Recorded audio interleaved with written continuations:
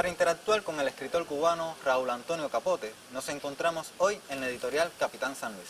Esta vez, el libro que estaremos analizando entre palabras se titula Enemigo, en el cual conoceremos el trabajo realizado por el ex agente de la Seguridad del Estado, Daniel, para contrarrestar algunos de los proyectos llevados por Estados Unidos contra Cuba.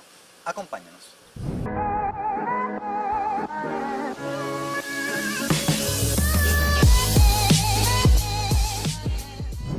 Como anunciamos al principio del programa, hoy nos encontramos con el escritor Raúl Antonio Capote, también conocido como el exagente de la Seguridad del Estado Daniel, quien continúa transmitiendo a la nueva generación sus experiencias sobre la lucha que lleva a cabo nuestro país contra los gobiernos de Estados Unidos que intentan utilizar a los jóvenes, artistas e intelectuales como agentes de cambio.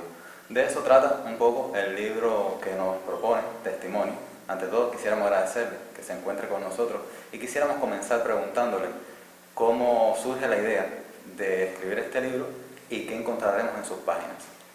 Bueno, antes que todo, agradecerles a ustedes por la posibilidad de esta comunicación con los lectores. O sea, este libro tiene para mí muchísimo valor en todos los sentidos y precisamente tiene que ver con la manera en que se comienza a hacer el libro.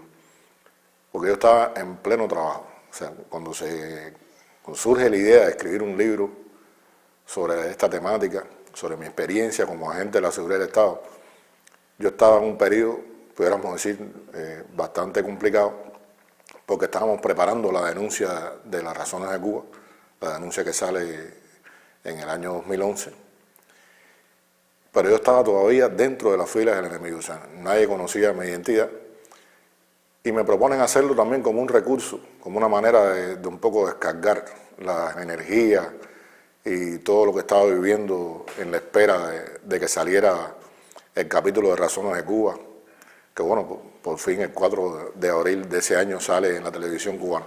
Y es un libro que narra la historia de un agente de la Seguridad del Estado trabajando dentro de la fila de la Agencia Estatal de Inteligencia, con todo lo que eso conlleva para una persona, ¿no? Pero siempre quise darle un matiz diferente. Yo decía, bueno, yo quiero escribir un libro que es testimonio de mi vida, pero quiero contarlo de otra manera. O sea, no quiero repetir el esquema que siempre se hace de este tipo de libros, y traté de narrarlo de una manera más literaria, más novelada, tratando de acercarlo sobre todo a un lector más joven, buscando incluso la manera en que pudiera llegar más fácil, o sea, que no fuera un libro muy extenso, que fuera un libro que fuera bien concreto, fácil de leer, con un lenguaje asequible, sin hacer, por supuesto, renuncia desde el punto de vista estético, pero sí buscando la mayor cantidad de comunicación posible con la gente. Vemos cómo los distintos funcionarios de la CINA y otros diplomáticos utilizaban a la contrarrevolución y a la vez cómo la despreciaban. Es como el concepto de que Roma paga a los traidores pero lo desprecia. Háblenos un poco sobre esa relación. Y Roma paga a los traidores, el imperio paga a los traidores, los utiliza pero los desprecia, absolutamente. O sea, yo tuve la experiencia de trabajar con varios funcionarios de la CINA, oficiales de la CIA o colaboradores de la CIA. Logré establecer una relación muy cercana con algunos de ellos, una relación de confianza, y no creo que haya existido una sola conversación que hayamos tenido sobre la contrarrevolución donde ellos nos hayan mostrado el absoluto desprecio que le causaban a esas personas. Los despreciaban por muchas razones. Los despreciaban por traidores, porque como quiera que sea, aunque se servían de ellos estaban conscientes que eran gente que estaba traicionando a su país. Los despreciaban porque además existía una dosis de racismo fuerte también en esta historia. Tuve la experiencia una vez en el Eagle Bar, un bar que estaba dentro de la sección de interés, en una actividad con periodistas independientes, y nosotros estábamos, como por parte de la CIA, viendo la actividad que se estaba desarrollando. Ellos no sabían que nosotros estábamos en posibilidad de verlo, había un cristal, ellos no nos veían a nosotros lo veíamos a ellos, y estábamos evaluando el trabajo de aquella gente.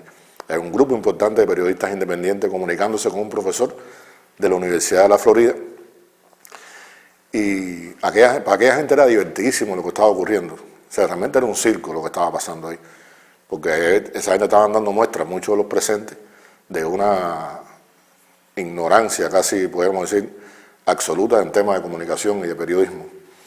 Y los que estaban del lado acá, los que estábamos del otro lado, pues sencillamente estaban compartiendo té, comiendo galletas y haciendo chistes, burlándose de los que estaban del lado allá, como podemos decir en buen cubano, o sea, estaban dando chucho, ¿no? Como dicen en términos populares. Y uno se sentía mal, porque realmente, aunque los que estaban del lado allá eran enemigos de la revolución, son cubanos. Y yo decía, caramba, qué mal nos están haciendo quedar estos tipos. Y la experiencia más fuerte que pudiéramos decir de este tema, del menosprecio que sentían por esta gente, tuvo, por ejemplo, en el 2006 se prepara en ese momento un golpe contra la revolución. Está Fidel enfermo, se ha anunciado, bueno, aquel famoso llamado que le hizo al pueblo cubano, explicando por qué se retiraba al frente de la dirección del país y demás, y la condición de su enfermedad. Y ellos preparan un levantamiento popular, vamos a decirlo así, en Centro Habana. Y como parte de esa operación de golpe, donde ellos creían tener éxito, esperaban tener un éxito absoluto, yo tenía que escribir un comunicado dirigido a la contrarrevolución y dirigido al gobierno de los Estados Unidos, fundamentalmente solicitando la ayuda humanitaria de ese gobierno con relación a Cuba para impedir la represión y lo que estaba ocurriendo, lo que ellos pensaban que iba a ocurrir en La Habana. Y yo le digo a Drew Lackner, que era jefe de prensa y cultura en ese momento de la CIA, oficial de la CIA, digo, Drew, pero ¿por qué tú me vas a coger a mi paso, chico? ¿Por qué tú no utilizas a Marta Beatriz o a cualquiera de esta gente de la contrarrevolución que son visibles? Y no se me olvida jamás la cara de aquel hombre. Ese hombre se viró cuando yo estaba y me dijo, pero tú me estás hablando a mí en serio. ¿Tú crees de verdad que alguna de esas personas tiene los conocimientos, las condiciones para encarar una tarea como esta? ¿Tú crees que esa gente a quien les va a creer? Esa gente tú sabes bien lo que son. Y empezó a decirme una cantidad de improperios. Empezó a lanzar una cantidad de improperios a aquella gente que a aquella hora de verdad que daba vergüenza. En el libro usted nos habla sobre la Fundación Génesis.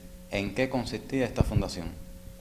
Génesis es un proyecto que nace del fracaso de lo que hasta ese momento estaban haciendo contra Cuba. Hay que recordar siempre que en el año 2003 hay una denuncia pública, que creo que es muy importante recordar eso siempre, que significó un golpe durísimo para los planes de Estados Unidos, porque ellos habían tratado de replicar en Cuba la experiencia que habían utilizado en Europa del Este para derribar el socialismo. Prensa independiente, bibliotecas independientes, grupos de derechos humanos, y esa denuncia que se hace en el 2003 le pone en evidencia, primero que estaban penetrados hasta el fondo por la seguridad del Estado, y lo otro es que no era operante en Cuba ese tipo de operación, además se lo desmontamos. Y de ahí sale la idea de usar una de las variables, porque yo siempre digo que el proyecto contra Cuba es uno solo, o sea, el plan contra Cuba ha sido uno solo, no hay varios planes, ni los presidentes encarnan un plan diferente, es un solo proyecto que tiene variables.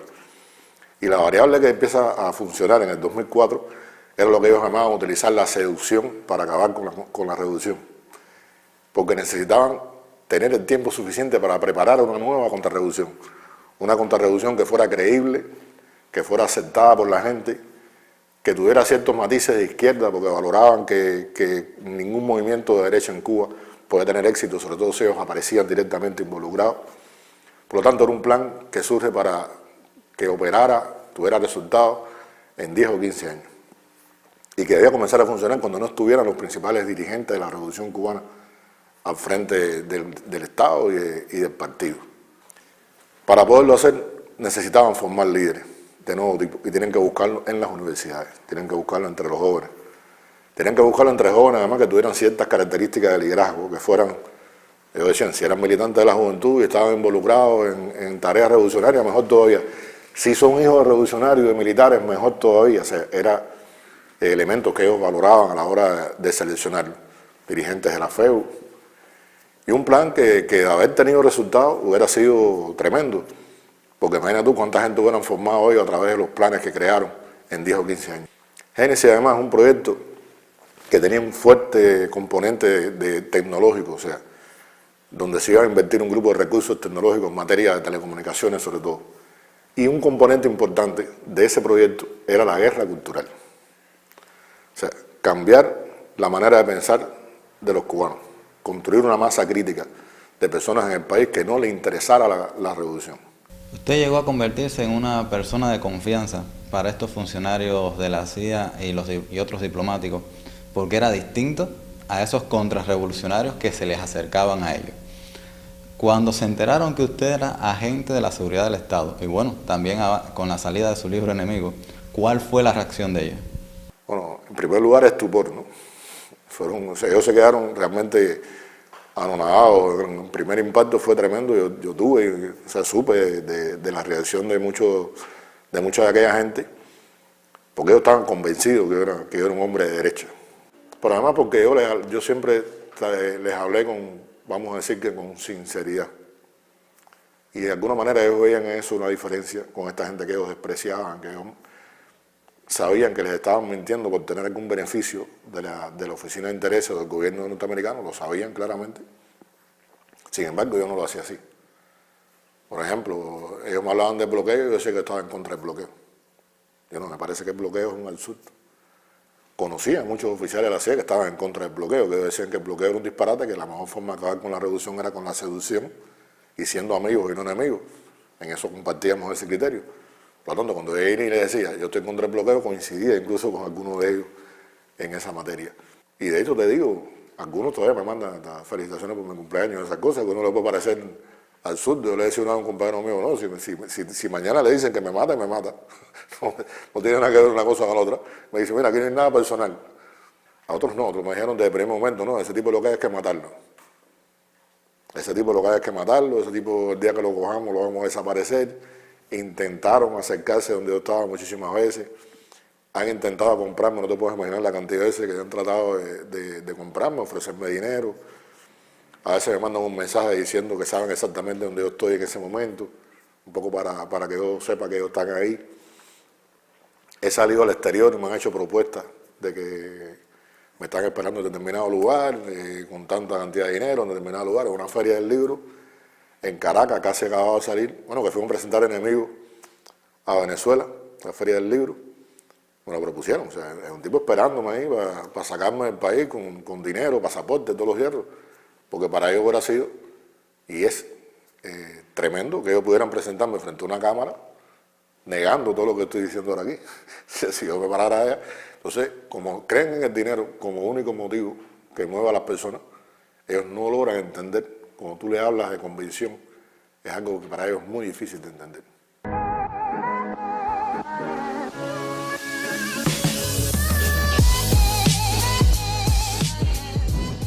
El tiempo se nos acabó. De la mano de Raúl Antonio Capote conocimos cómo el enemigo sigue intentando destruir a la revolución cubana a través de la influencia que intenta ejercer sobre la intelectualidad. Los invitamos a leerse el testimonio del exagente de la seguridad del Estado, Daniel, quien fuera barrera contra esos planes desestabilizadores. Espero nos volvamos a encontrar en una próxima emisión de su programa, Entre Palabras, para juntos seguir interactuando con escritores cubanos. Hasta la próxima.